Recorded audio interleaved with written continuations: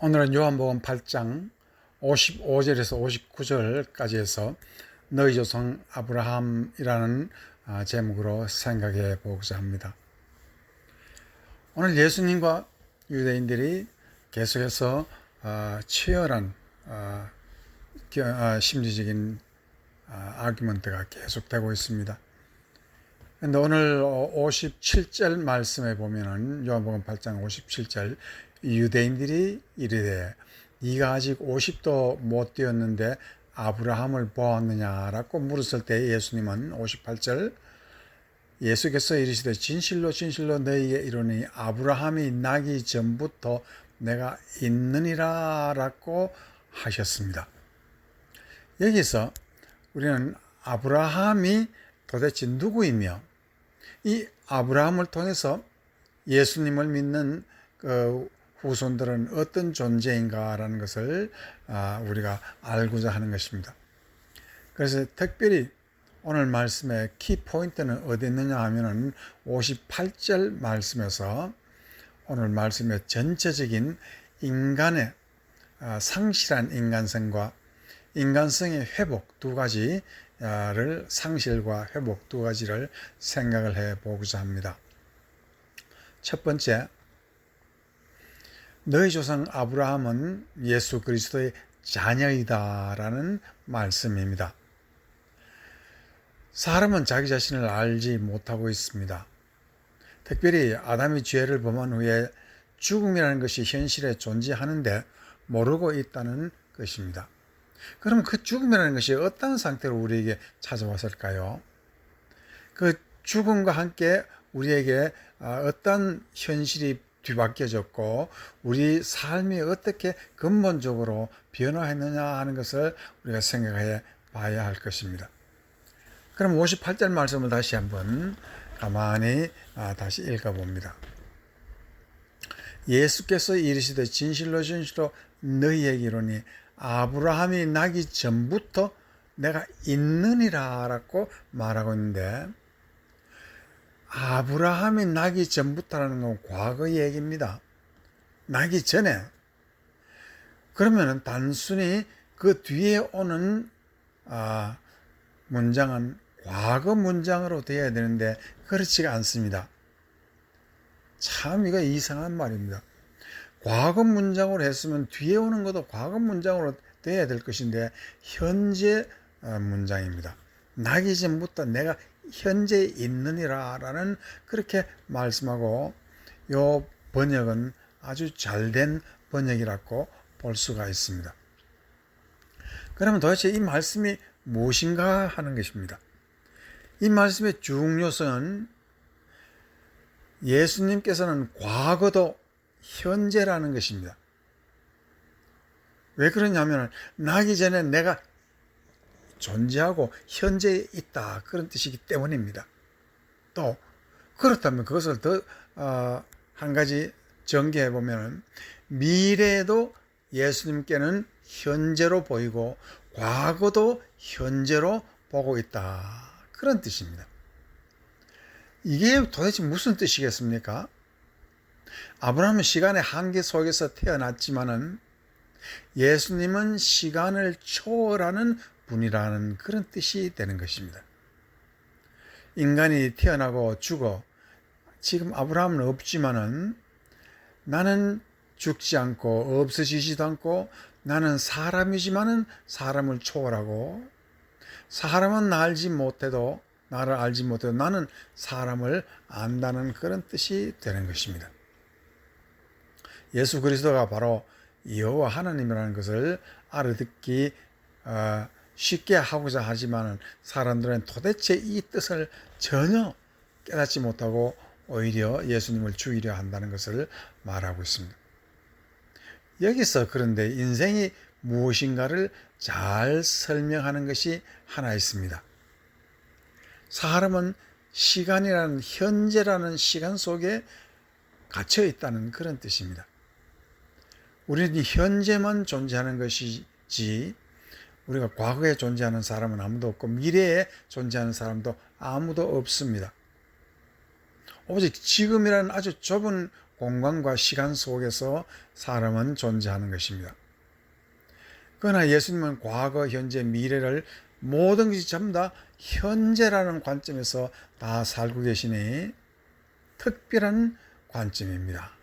이 존재, 이 자체는 우리가 이해할 수 없는 하느님만의 존재라는 것을 알 수가 있게 되는 것입니다.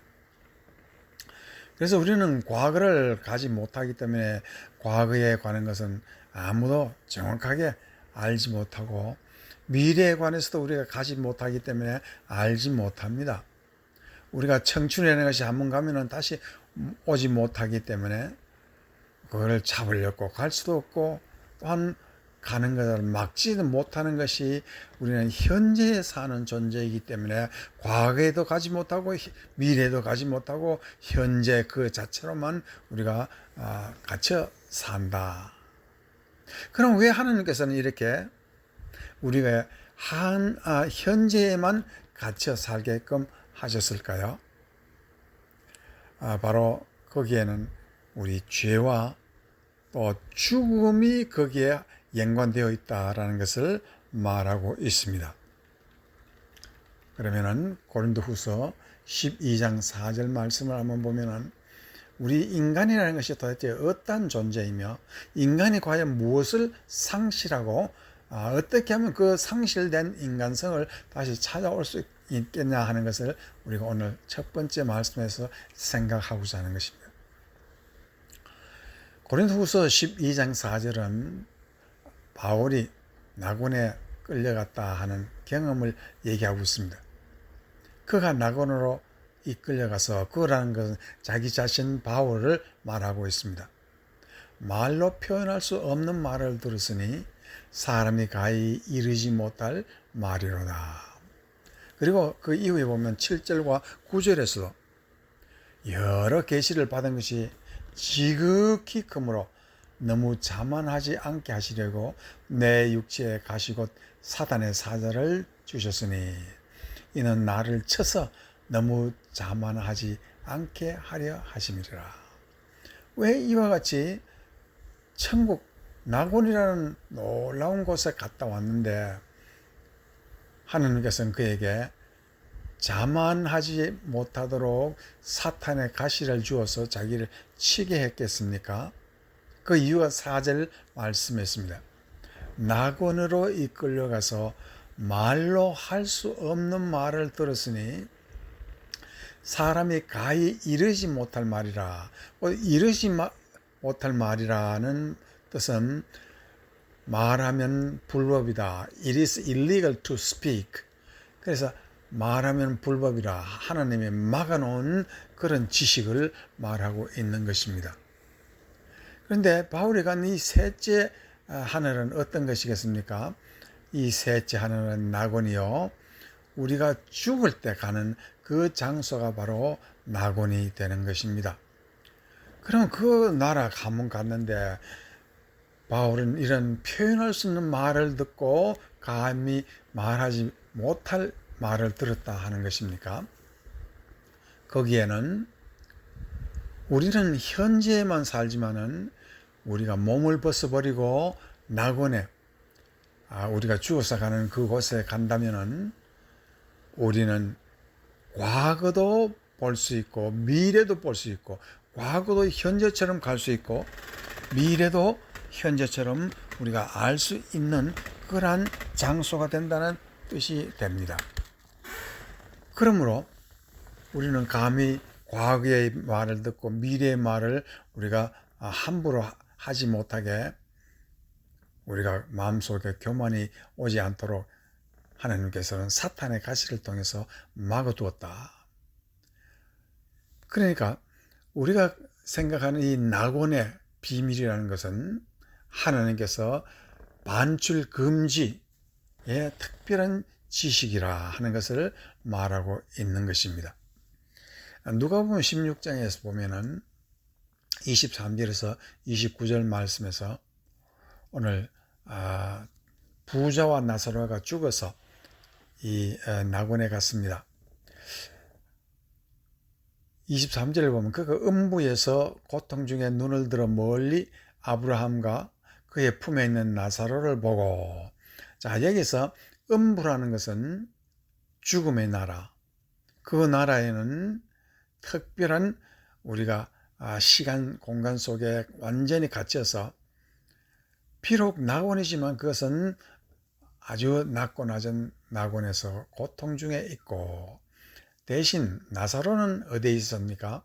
나사로는 정말 우리가 생각하는 축복스러운 낙원에 들어가 있습니다. 그것이 24절 불러 이르되, 나사로를 보고 부자가 불러 이르되 아버지 아브라함이여, 나를 긍휼히 여기사 나사로를 보내어 그 손가락 끝에 물을 찍어 내 혀를 서늘하게 하소서.